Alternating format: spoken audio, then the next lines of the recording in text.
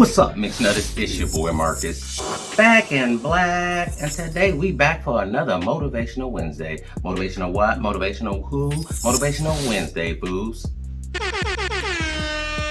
Let's do it.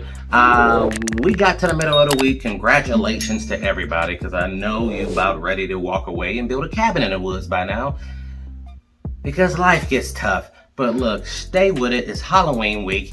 You get to go full freak here in a couple of days. What, 2 days? By Friday, Saturday, it's gonna be get your freak on and get your stress out.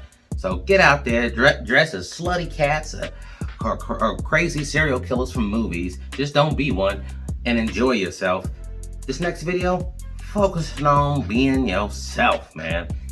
Get ready. This new video starting in 3, 2, 1. Run it.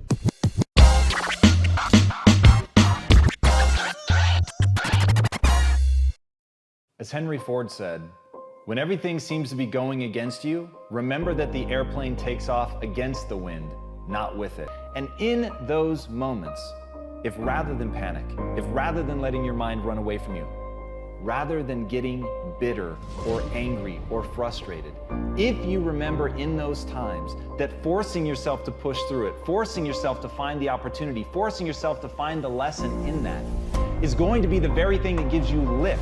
It's actually constraints, it's having restrictions, it's having difficult times. Those are the things that allow people to really find and tap into the thing that's going to allow them to achieve what they want to achieve, because it's going to push you. And I know that's never fun. That's not what anybody wants to hear. But the reality is, if you want to achieve something great in your life, you've got to be going into the hard places. You've got to be facing down the difficult things. You've got to be going down that road that is intrinsically difficult. It's untamed, it's wild, and in that sense that it's coming after you, in that sense that you've entered truly hostile territory, in that is the very thing that's going to lift you up and allow you to do what other people haven't done. There most certainly are times when we feel like that, when you say, I don't have any idea what's those deadlines. And I lost a car, lost a home, lights were cut off, telephone was cut off. All of those things are going to happen to you at different points in life. Now, the question is, what does it really mean? It really doesn't mean anything.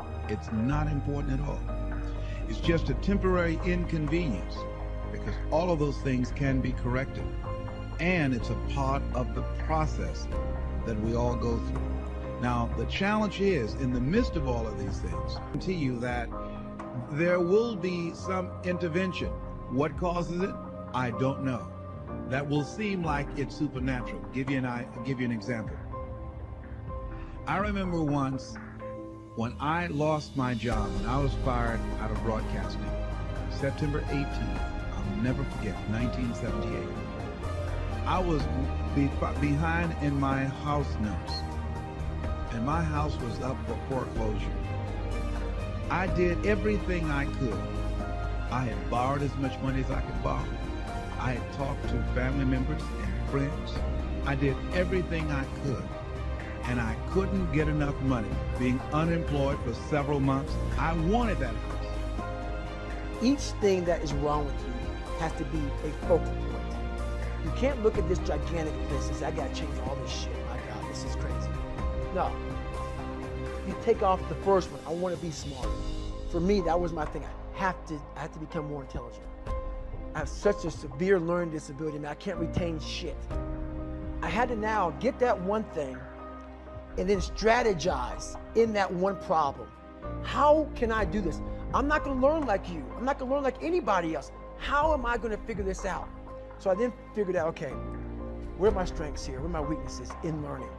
All right, man, how am I gonna do this? And I figured out a way to do it by just strategizing. So how I learn to this day, if I have a big manual to study, I will have to get a bunch of spiral notebooks from the daggone store, and each page, I have to write each page out, maybe 10 times. So there was a 1,000-page dive manual that I got 18 months before I went to dive school. Most people, I'm not smart, I'm gonna go see if I can pass this test. I realized, hang on a second, I'm not smart. How can I get past this? How can I get through this obstacle? I need to acquire this book 18 months in advance, because it could take me 18 months to write down each page over and over again, to then put it to memory. So when the question came up, I had written that question so many times down on paper that I can recall, okay, page 71 was where I remember seeing this, and I can recall it that way. And that's how I did it. So you gotta strategize on each problem you have in life. Slowly break down that problem. Don't think about all the problems you have, just one at a time. And before you know it, you fix all these problems, but you cannot focus on all of them, just on the one thing at a time. Most of you won't be successful because when you're studying and you get tired, you quit. And I'm here to tell you today, if you got somebody came to my office the other day crying, I said, look, don't cry to give up, cry to keep going. Don't cry to quit. You already in pain, you already hurt, get a reward from it.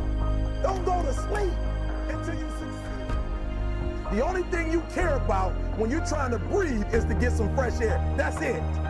And when you get to the point where all you want to do is be successful as bad as you want to breathe, then you'll be successful. And I'm here to tell you, number one, that most of you say you want to be successful, but you don't want it bad. You just kind of want it. You don't want it badder than you want to party. You don't want it as much as you want to be cool. Most of you don't want success as much as you want to sleep. Some of you love sleep more than you love success. And I'm here to tell you today, if you're going to be successful, you've got to be willing to give up sleep. You got to be willing to work off for 3 hours of sleep, 2 hours. If you really want to be successful, some days you're going to have to stay up 3 days in a row.